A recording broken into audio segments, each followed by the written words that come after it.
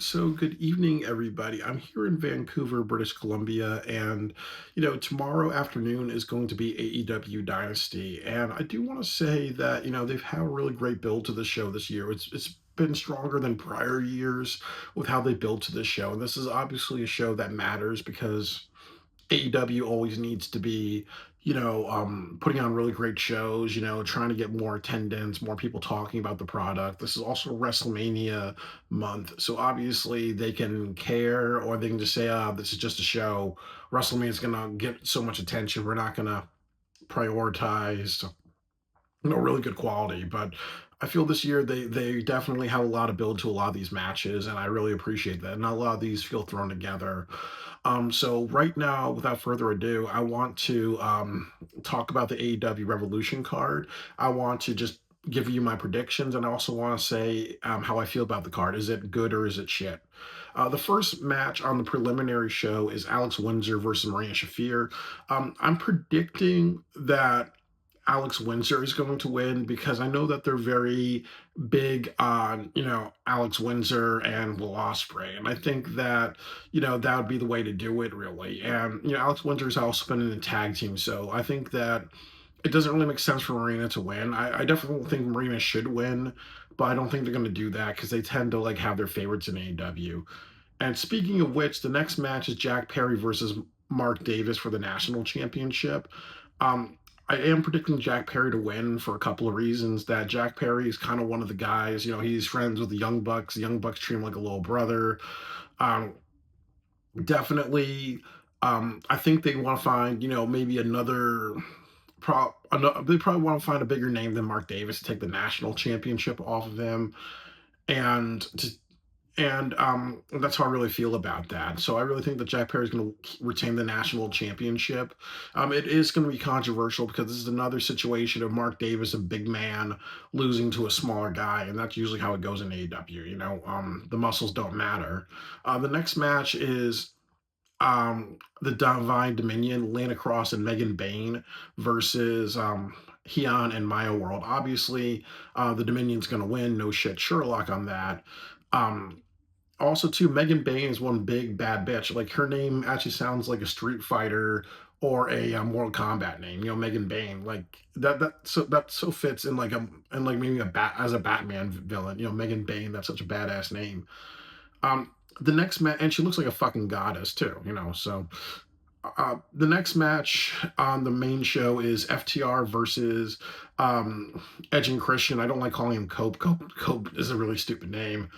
Um, for the AEW Tag Team Champion, I do predict Edge and Christian to win for a couple of reasons. That they want to send the Vancouver crowd home happy. The next thing about it is that I think with FTR, they've been champions for a very long time. They've kind of done the same old shtick with Stokely being made fun of for being a virgin. They have their dumb comedy. It's just time for them to kind of be like, okay, this is kind of flat. Usually with tag team divisions, with a champion, they want to wrestle other wrestlers. They want to like bring other people to the main. They want to find other dance partners. You see how MJF is taking the AW championship, and he's had matches with Kevin Knight, Mike Bailey, Bandito, Brody King, and a few other new people. Like, I don't get that with FTR. They're just holding the titles just to hold the titles. But so I do think that maybe giving it to Edge and Christian can kind of revitalize the tag team division. I think that, imagine Edge and Christian versus the Rascals. Imagine what I'm predicting is Edge and Christian, FTR, the Young Bucks at Wembley Stadium in a tables, ladders, and chairs match. That's what I'm predicting. So I think to send the Vancouver crowd home happily. I think because Edge and Christian have a lot of charisma, it means a lot for people to be facing veterans and beating the veterans. I think that that'd be the way to go. Um, and also too, Young Bucks versus Edge and Christian is a dream match. So I just think that all signs really do point to FTR losing and just saying, "Hey, we need a new direction." The next match is Will Ospreay versus John Moxley. I'm predicting Moxley to lose by no contest or disqualification because there's two things about it. A lot of people are predicting that for the Owen Hart tournament, it's going to be um, Will Osprey winning this year, and you can't really do something. And AEW has an issue with this of double champions. So why would Osprey become the Continental Champion, and then he would have like to defend the title, have matches for that title, um, and then also go through the Own Heart tournament and then become the AEW champion. It feels like double duty. And then one of the other problems with this is that he just came back from a surgery, so it probably does not make sense for him to have, you know, a two titles really, especially both of them are high work rate titles. Going after the AEW championship and being the Continental champion. So I think it makes sense to keep the title on Moxley, but I also think that he's going to do some cheating or some bullshit, and or there's a 20-minute time limit to this. So there's ways that they can just keep the title on Moxley. And the other reason why they want to do that is because next month is Anarchy in the Arena, so they can do the British Empire, I mean the United Empire versus um the United Empire versus the Death Riders.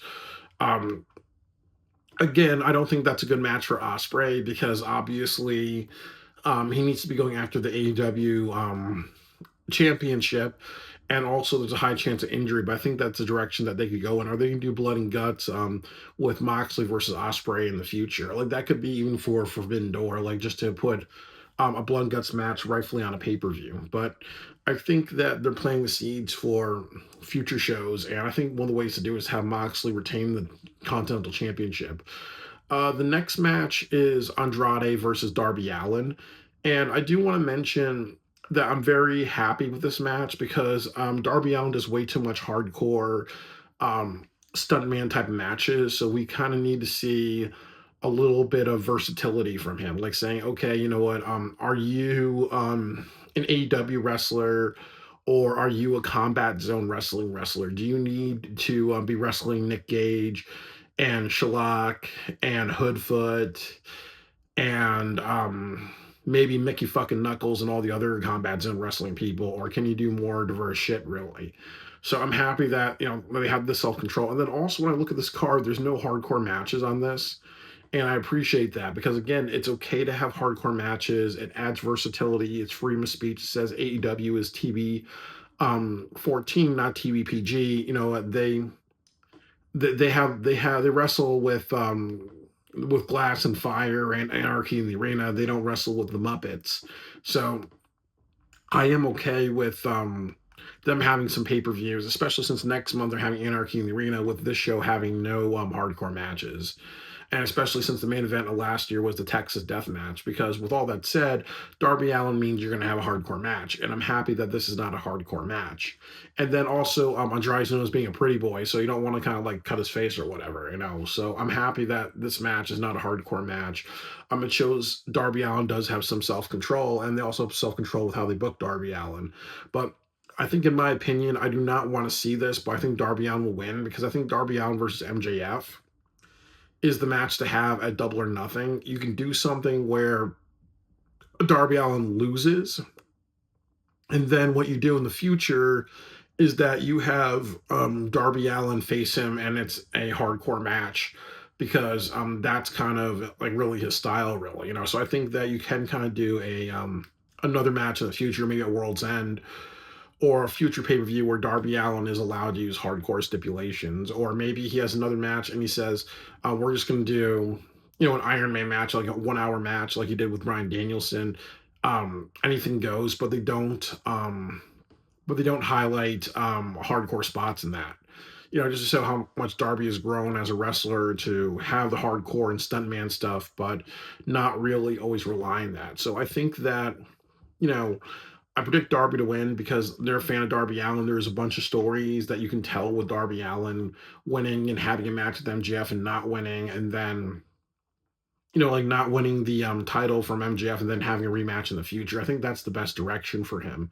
The next match is Tekla versus Jamie Hayter for the Women's Championship. Tekla's going to win this match for a couple of reasons because I think they want the CEO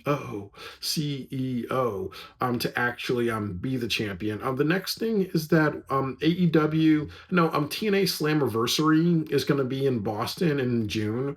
So there are some people predicting that maybe Boston's going to have a AEW pay-per-view, possibly in maybe they'll probably do Wrestle Dream in Boston. Like they need to go back to the Boston Garden. So I think that having Mercedes as a champion, as a women's champion, would be something to have there. But I think that the match they want to have at Wembley Stadium is Tekla versus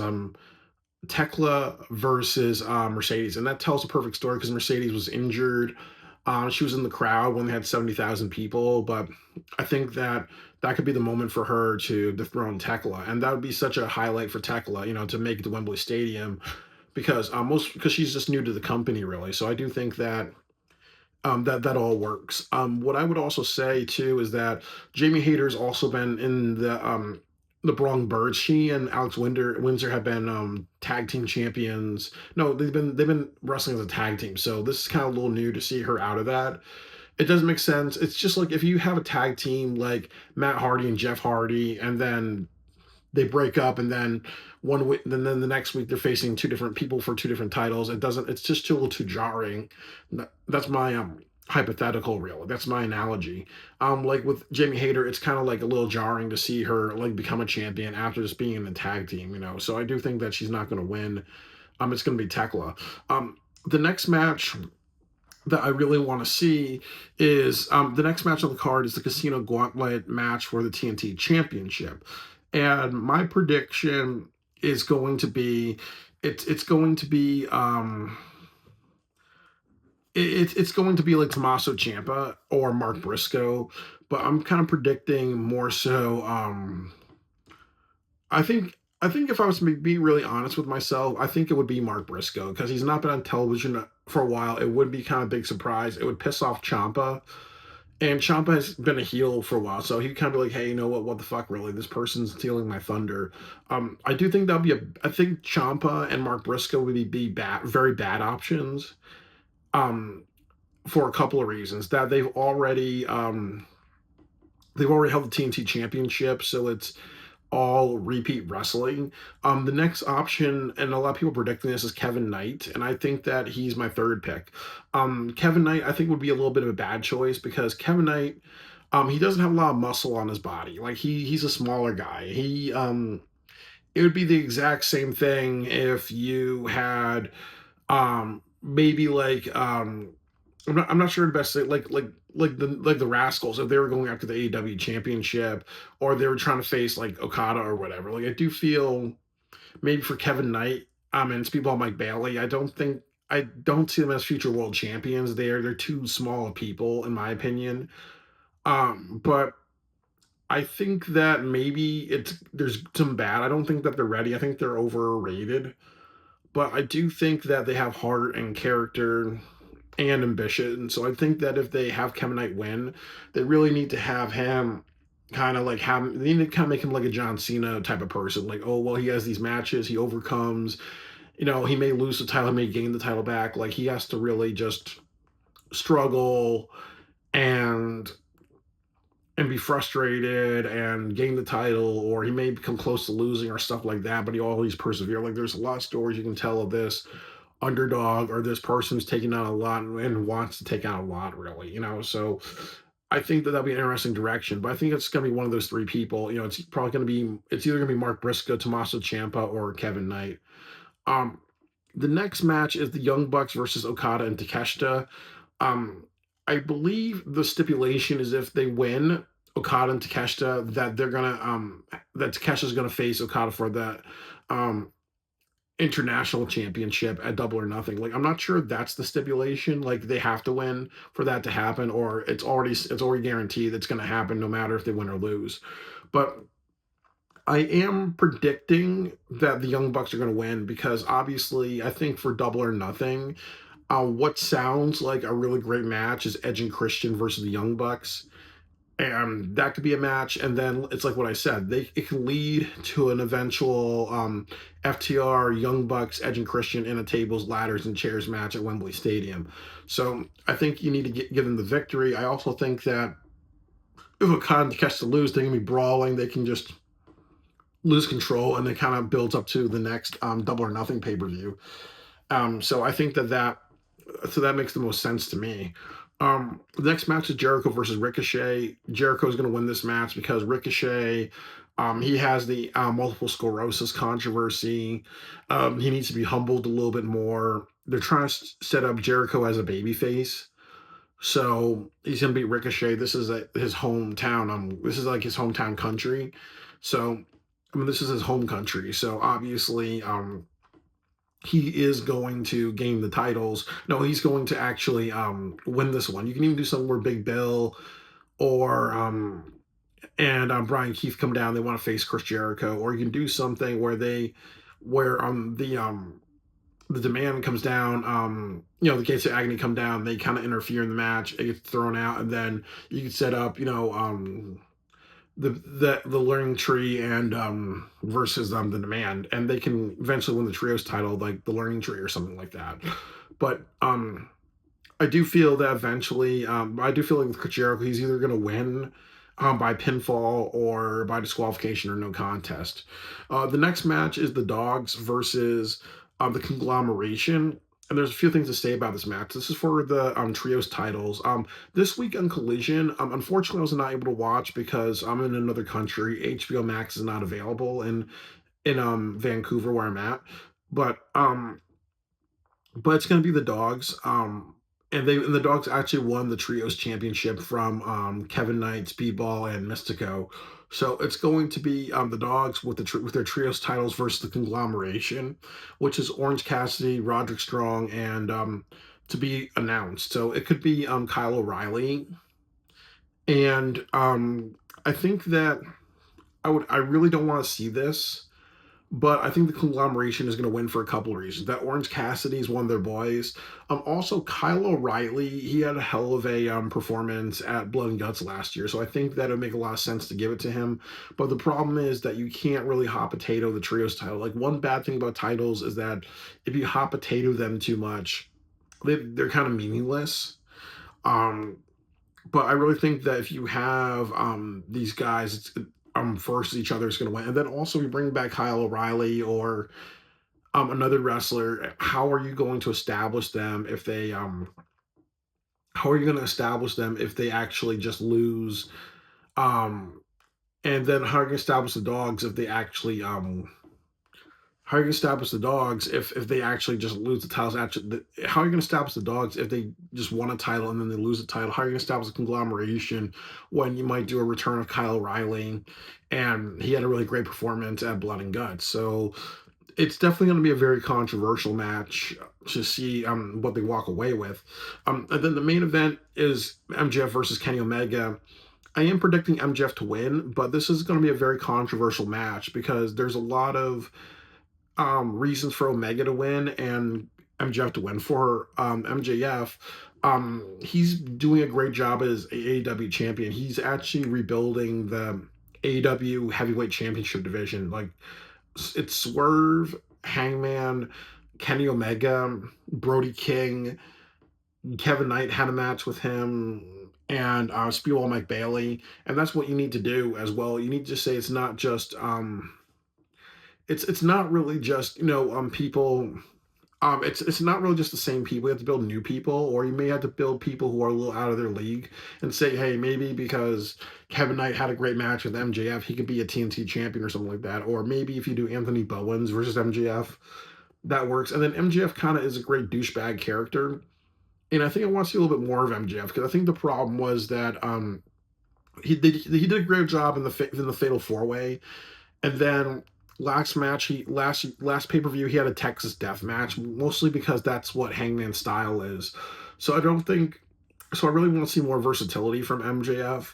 But again, it's like you wrestle Hangman, you're gonna have a Texas Death Match. You wrestle Nick fucking Gage, you're gonna have a fucking hardcore match. If you wrestle Jeff Hardy, you're gonna have a fucking ladder match. So I think that it's okay for MGF to have more shelf life, to say, okay, he and Omega are probably going to have a long match. It's going to be high endurance. It may go for like 30, 40 minutes, but it's not going to be hardcore bullshit like you see at a lot of like main event matches. And like I said, hardcore matches are okay in AEW, but you can't always end the show with hardcore matches. So I think like both these are high endurance, they both have heart and everything like that. So I think this is gonna be a really great thing. Now I just mentioned a minute ago about why MJF should win, and why he will win. But there's arguments for Kenny Omega, but I'm predicting MJF. The arguments for Kenny Omega is that this is his home city. I know this is his home country of Canada. The next big argument is that there's a lot of people want to say Will Ospreay versus Kenny Omega at Wembley Stadium. Kenny Omega might retire this year, so there's a lot of like story within that. Like the guy who's retiring, not just retiring as a champion, he's retiring as a wrestler in general. The other thing too is that AEW Wrestle Dream, because remember what happened when Bryan Danielson lost the championship.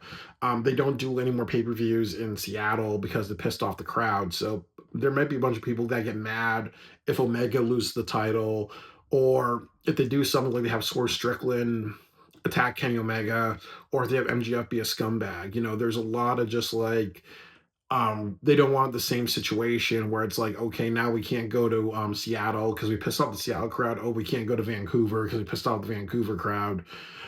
um they need to send the crowd home happy with this. I think if they want MJF to win, it should be a fair and square match, up and down the card. And then post match, you can do a Don Callis family beatdown on Omega. You can have Swerve beat down Omega and say, hey, you know what? Because he did that, he's now because he was paid by MJF to do that.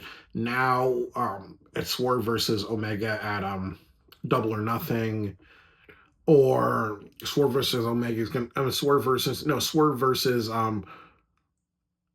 gonna happen, or Swerve versus MJF's gonna happen at a future show or something like that. Because I do want to see Swerve versus MJF. I don't think they've ever faced each other, so it is kind of a dream match. But I think my big concern is ultimately who's going to win and how are you going to get there. And I think that, as I said, if they do bullshit where Omega loses by bullshit, I think that they might even have the same type of pissed off crowd reaction like they did in Seattle, and I don't think they want to repeat that. But I do think for the company and for AEW and the way it's going, I really really think MJF needs to be champion until like Wembley Stadium, or even beyond that. But I also feel, and Russell Toddy said the exact same thing. I think MJF needs to show a little bit more character because he's still being like the arrogant douchebag, and I think that he needs to kind of have a little bit more of a direction. Like, where does he want to go? What does this mean to him? Like the devil versus the god of wrestling.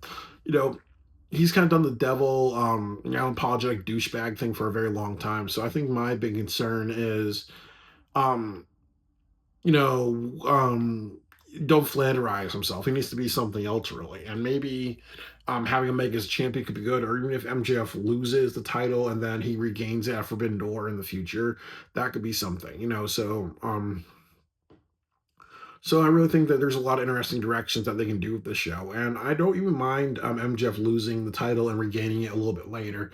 But that's how I feel about it. I think overall, this is a very good card. I'm happy that there's not 13, 14 matches.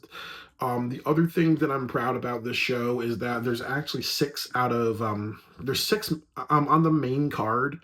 There are 6 matches out of 9 matches that I do want to see, and I'm looking forward to.